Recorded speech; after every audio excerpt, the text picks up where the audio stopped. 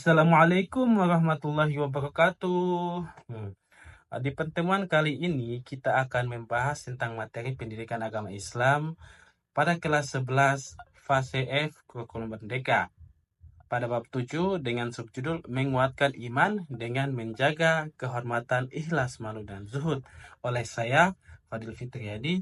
Marilah kita simak baik-baik penjelasan dari saya. Semoga apa yang saya akan bawakan mengenai materi ini bermanfaat bagi kita semua.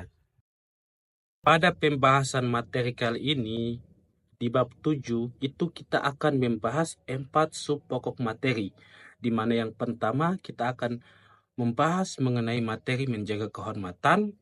Terus yang kedua kita akan membahas tentang materi ikhlas, dan yang ketiga kita akan membahas tentang materi malu, dan yang keempat kita akan membahas materi zuhud. Di situ kita akan melihat apa definisi dari keempat sub pokok materi tersebut, terus dalilnya seperti apa, kaitan materinya, sehingga bisa kita pahami dengan bersama-sama.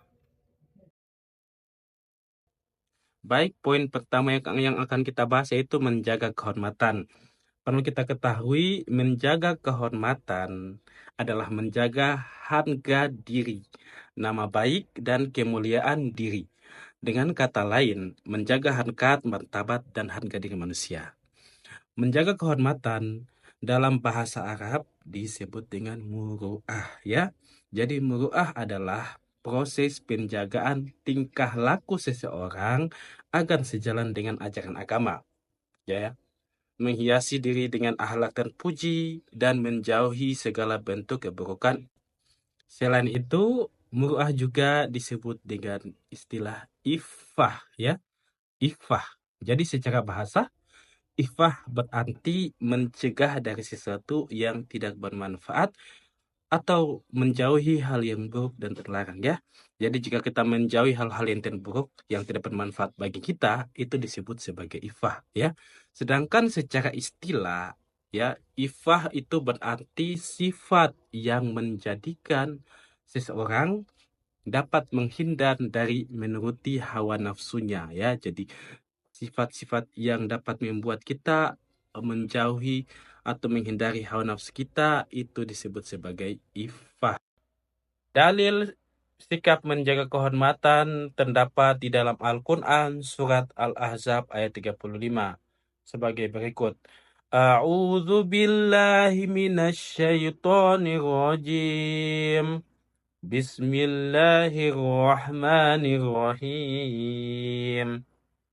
Innal muslimina wal muslimati wal mu'minina wal mu'minati wal qanitina wal qanitati was sadiqina was sadiqat والصادقين والصادقات والصابرين والصابرات والخاشعين والخاشعات والخاشعين والخاشعات والمتصدقين والمتصدقات والصائمين والصائمات والحافظين فروجهم والحافظات والذاكرين الله كثيرا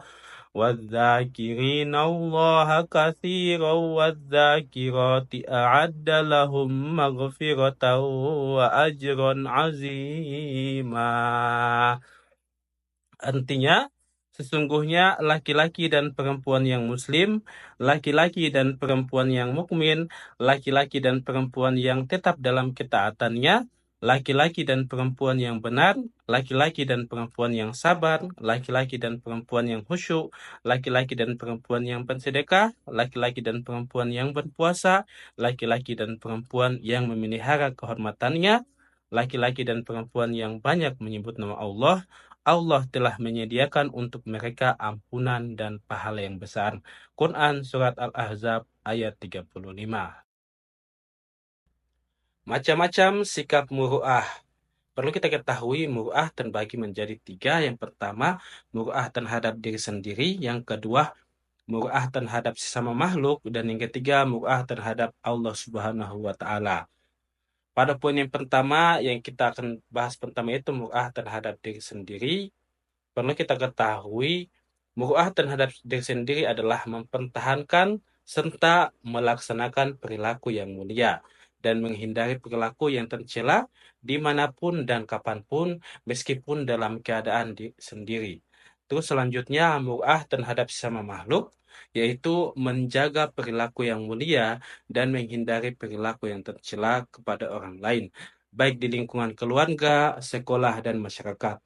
Yang ketiga, muruah terhadap Allah Subhanahu wa taala, yaitu merasa malu kepada Allah Subhanahu wa taala sehingga membuat seseorang untuk selalu melaksanakan semua perintahnya dan menjauhi semua larangannya. Contoh muruah dalam kehidupan sehari-hari, yaitu menjaga perkataan dengan tidak mengejek teman ataupun berkata kasar, menggunakan pakaian yang mencerminkan syariat Islam, bukan menggunakan pakaian yang menampakkan lekuk tubuh, menjauhi pergaulan bebas dan zina, menjauhi makan dan minum yang haram, mempergunakan harta di jalan yang baik, di antaranya bisa dengan bersedekah, menyantuni anak yatim, serta memberikan beasiswa, serta tidak menyalahgunakan jabatan yang dimiliki. Itulah poin-poin dari contoh muruah. Poin kedua yaitu ikhlas. Ya, secara bahasa, kata ikhlas berasal dari bahasa Arab yang berarti murni, tidak bercampur, bersih, jernih, atau mengosongkan dan membersihkan sesuatu. Ikhlas berarti suci dalam berniat, bersihnya batin dalam beramal, tidak ada pura-pura, lurusnya hati dalam bertindak, jauh dari penyakit ria, serta mengharap ridho Allah Subhanahu wa taala semata. Selanjutnya secara istilah, Al-Jurjani dalam kitabnya At-Tarifat memberikan pengertian bahwa ikhlas adalah membersihkan amal perbuatan dari hal-hal yang mengotorinya, seperti mengharapkan pujian dari makhluk atau tujuan-tujuan lain selain dari Allah Subhanahu wa taala. Termasuk juga tidak mengharapkan amalnya disaksikan oleh orang lain, yaitu hanya semata-mata karena Allah Subhanahu wa taala. Selanjutnya, ayat yang mengajarkan kita untuk berperilaku ikhlas, yaitu terdapat dalam Quran Surat Az-Zumar ayat 2, yang bunyinya seperti ini. Bismillahirrahmanirrahim. Inna anzalna ilaikal kitaba bil haqqi fa'budillaha mukhlishan lahuddin. Surat Az-Zumar ayat 2.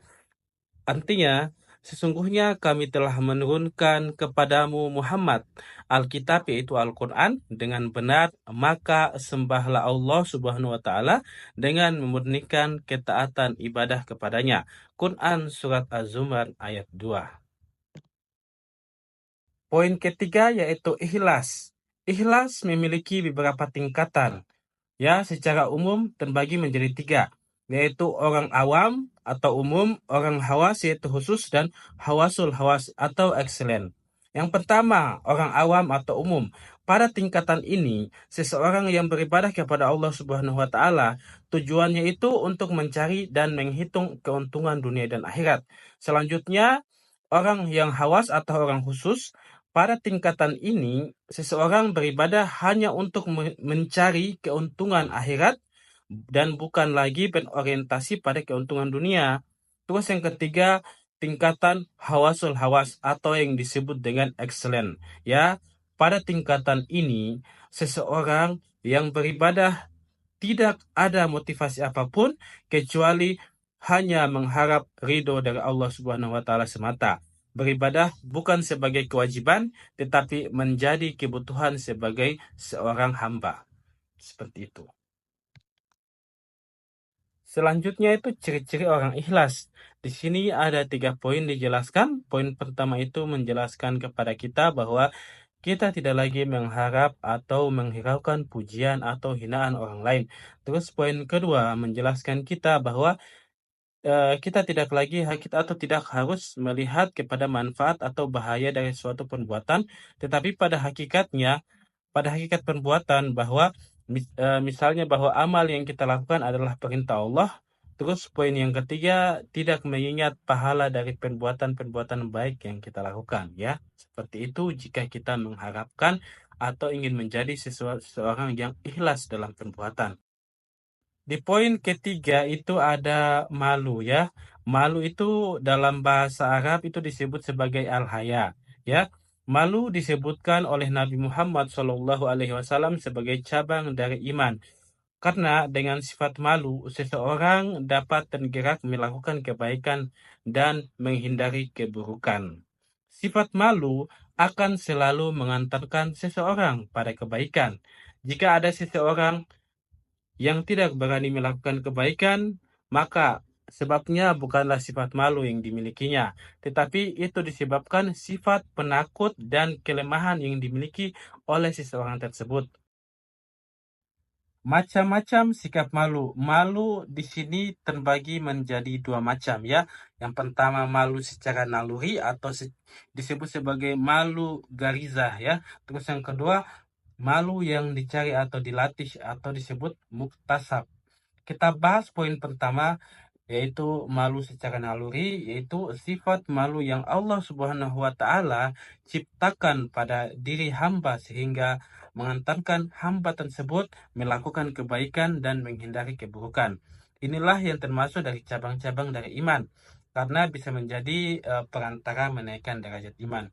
Terus yang kedua, malu yang dicari atau yang dilatih yang disebut sebagai muhtasab.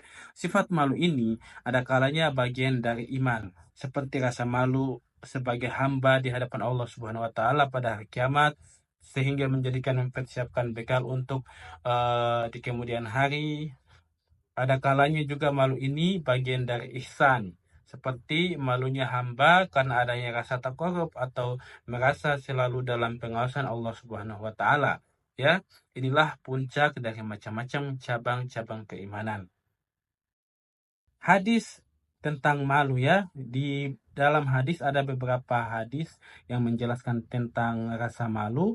Salah satunya saya ambil hadis riwayat Muslim nomor 161 yang berbunyi qala Rasulullah sallallahu alaihi wasallam, al haya'u syu'batu minal iman. Malu merupakan sebagian dari iman, ya. Poin keempat yaitu zuhud, ya. Zuhud secara bahasa berarti sesuatu yang sedikit, tidak tertarik terhadap sesuatu dan meninggalkannya. Jadi zuhud berarti meninggalkan dari kesenangan dunia untuk lebih mementingkan ibadah. Orang yang melakukan zuhud disebut dengan zahid, ya. Ingat, jadi orang yang melakukan zuhud disebut sebagai zahid. Terus meskipun demikian, perlu kita ingat bahwa perilaku zuhud bukan berarti tidak memperhatikan urusan duniawi, atau bukan berarti tidak memiliki harta dan mengasingkan diri dari dunia. Para ulama menjelaskan bahwa hal tersebut bukanlah maksud dari zuhud. Selanjutnya, zuhud menurut para ulama. Di sini ada terdapat 3 pandangan ulama menurut zuhud, ya. Yang pertama Abu Sulaiman Ad-Darani yang mengatakan zuhud itu adalah meninggalkan sesuatu yang dapat menyibukkan diri kita sehingga melalaikan Allah Subhanahu wa Ta'ala.